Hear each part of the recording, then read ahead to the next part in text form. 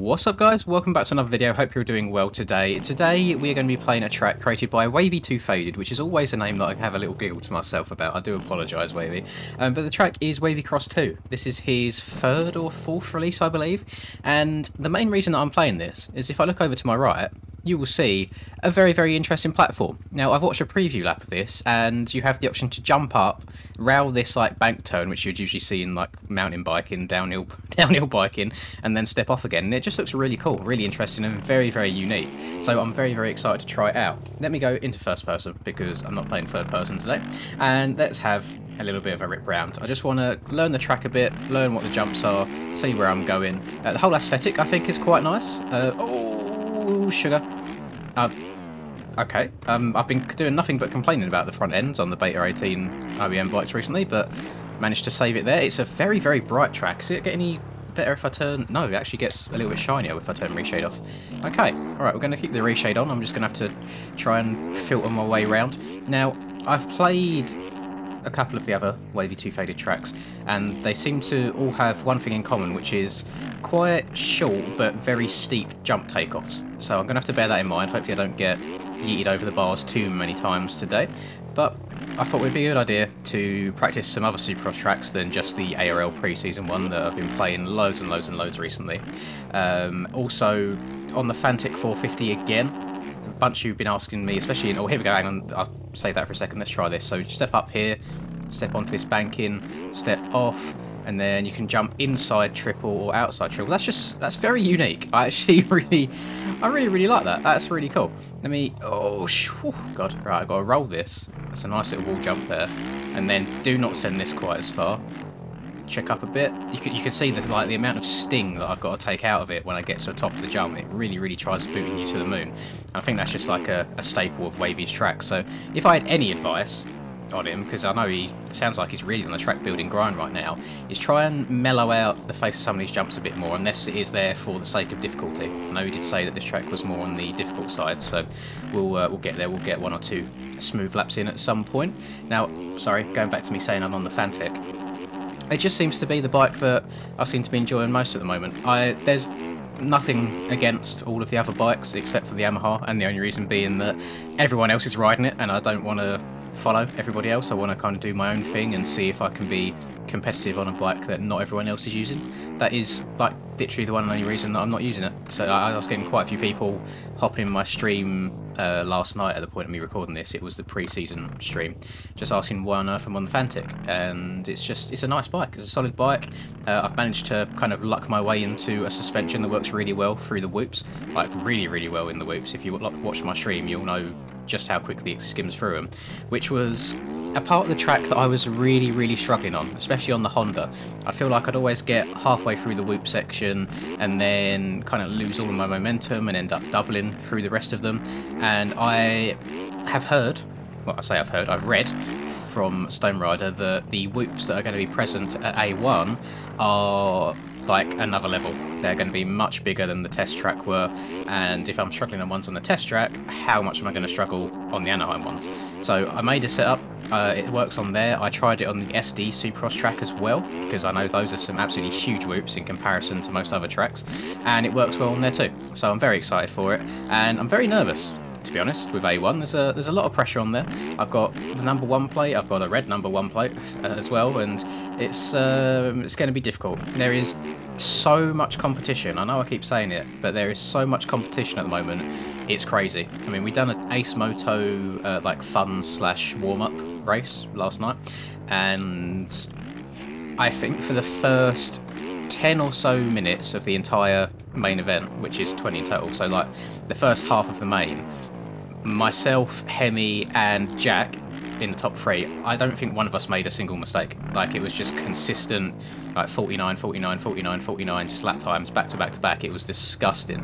I was the first one to mess up as usual. I think I crashed like 3 times in one lap. Once I crash once, it seems like it all bloody falls apart for me. It's incredibly frustrating. And I think I finished about 4th after some issues with Pavoso lag and so on and so forth. But what I would take away from that race, obviously everyone is disgustingly quick right now. It's unreal. B, I was happy with my speed, but then C, I really need to try and work on that consistency just a little bit more. Let me see what's underneath this step up, just for research purposes. I get the feeling that going under that's actually quicker than going over, but it doesn't quite have the cool factor, does it? I'm gonna stick to going up and over. It seems like the best way to go.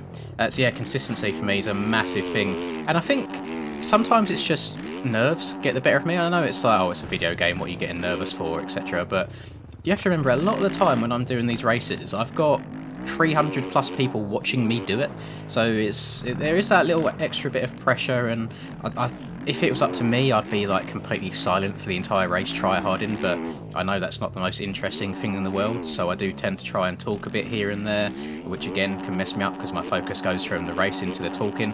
So I've got all of the excuses in the book already, all lined up ready for me to do badly.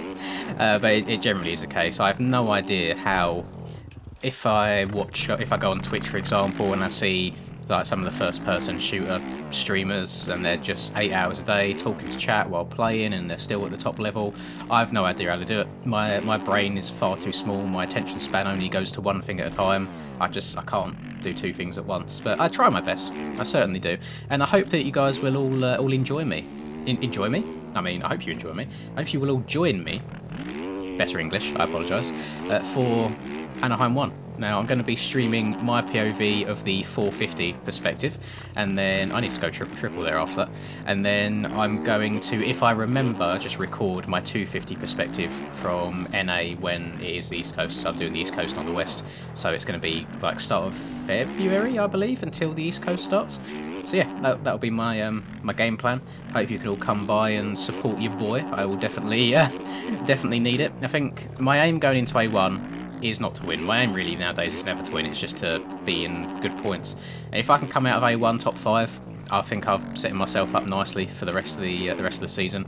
It's a full 17 rounds, so it's not like you're gonna win A1, as Ricky always says, but you can definitely lose it. So that's my goal. Just be nice and consistent, try and put in some solid laps, and just get more comfortable on this Fantic, because 90% of the time I feel really nice on it. In Supercross I'm really struggling outdoors, I'm just going to throw that out there. But then you get that 10% of the time where the front end might do something a little bit funky, or the back end might step out, because I'm also messing with tyres and like rear tyre, mixing between the mid-soft standard or the mid-soft 120s. The mid-soft standard seems to give me more grip in the corners, however it's increased resistance, so on the straights it actually slows you down a bit. So for sections like whoop sections, it actually ends up being a bit of a detriment, which is why it turns out I was struggling in the whoops so much, as I crash in the whoops, quite ironically. I'm going to turn around and hit those again. But yeah, that's why I've been having so much grief in the whoops, is because I was running the more resistant tyres. And when I changed to the 120 rears, which are a bit less grip in the corners, but faster on the straights because of the less resistance, I absolutely managed to blitz through them. So there's little things, there's little changes here and there that you can do. I'm definitely getting off rhythm hitting the grass lines. I think this track's actually really nice. It's got a good flow to it. I definitely think this is the best one he's made so far. I was gonna, the very first one that he made, which was, I believe it was another wavy cross, something about, it had Courage the Cowardly Dog in there as a theme. If you're a 90s kid, you'll know who Courage the Cowardly Dog is. That's a massive throwback down memory lane. Whilst I somewhat enjoyed playing the track, you could tell it was lacking a little bit of polish, and I didn't know if it was video worthy, so I do apologise, Wavy, if that comes across as some sort of an insult. It's not meant to be by any means. Sometimes I ride tracks and I feel like I can't sit and talk about this track for 15 minutes to make content on it. So you've already stepped your game up massively. I do enjoy this. And then obviously I rode your track and showed it off in the Anaheim 1 replica that you made. Showed it off in the Racer X thing that we done. They managed to get a little bit of MX Bikes love on there. I don't think that's going to be a constant thing now, because I've not heard about getting more footage for the next one. I feel like it might be being taken over by Stone Rider and the aerial races, so that's a bit unfortunate. I would have liked to be a part of that each time, but hey, I got my minute of fame, got my name in there, and it is what it is. I'm really trying to just branch out a bit this year, not necessarily into like different games and stuff like that, because I know you guys really aren't that interested, but just in the community in general. Just if there's an opportunity for me to do anything, I'm like, yep, sign me up, Chief.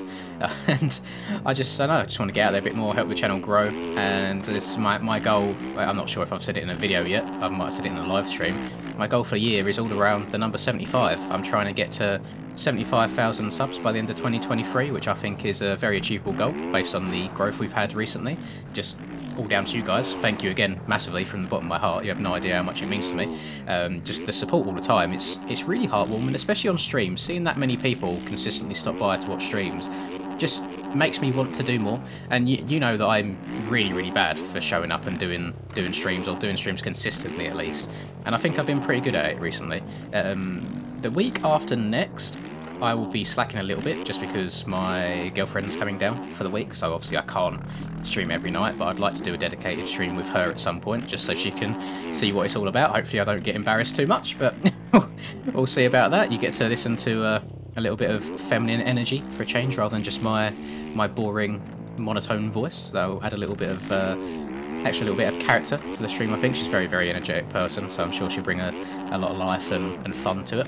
And then I also want to get to 75 kgs in weight, which I know is completely aside from MX bikes and stuff, but it's something that I think is very achievable for me. I'm currently 84 kg, so only a 9 kg difference. It's not like, it's not the end of the world. I mean, I'm 5'8". I have no idea what sort of conversions you want to do to get that into centimeters or whatever weirdo whatever weirdo units you guys use. But yeah, that's the case. I'm 84 at the moment, 5'8". So in terms of just like healthiness, I don't think 75 kg is a terrible amount at all. But yeah, that's my goals for the year. Let me know what some of your goals are. I feel like maybe I should have done this closer to the New Year's video rather than on the, I think it's coming out on the 13th of January, I believe.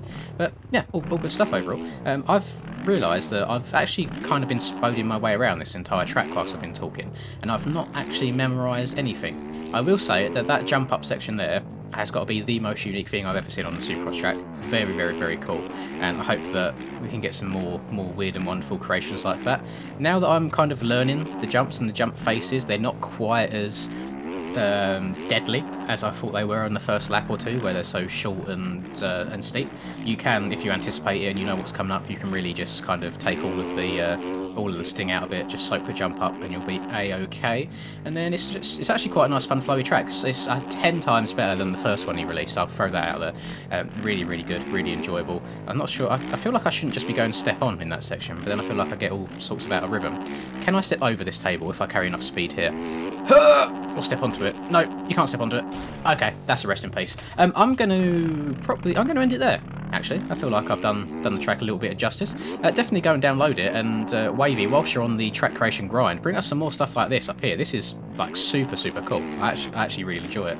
And that'll do it from me. Stop by this afternoon to see me race the 450 Anaheim 1 race. I hope to see all of you there, and everyone being nice and supportive. I really do need it and appreciate it. If you've enjoyed this video, if I could ask you to drop a like and subscribe to the channel if you're new, it really means a lot. And if you want to show that little extra layer of support, then feel free to become a member as well. You can get additional perks as well as a special role in my Discord. My Discord is also down below if you want to join that. Nice little friendly community that we've got going on there, and we reached 1,000 members the day before me recording this video too, which I think is a really nice little milestone. Have a lovely rest of the day, whatever it is you're up to, and I'll catch you guys in the next video. Peace.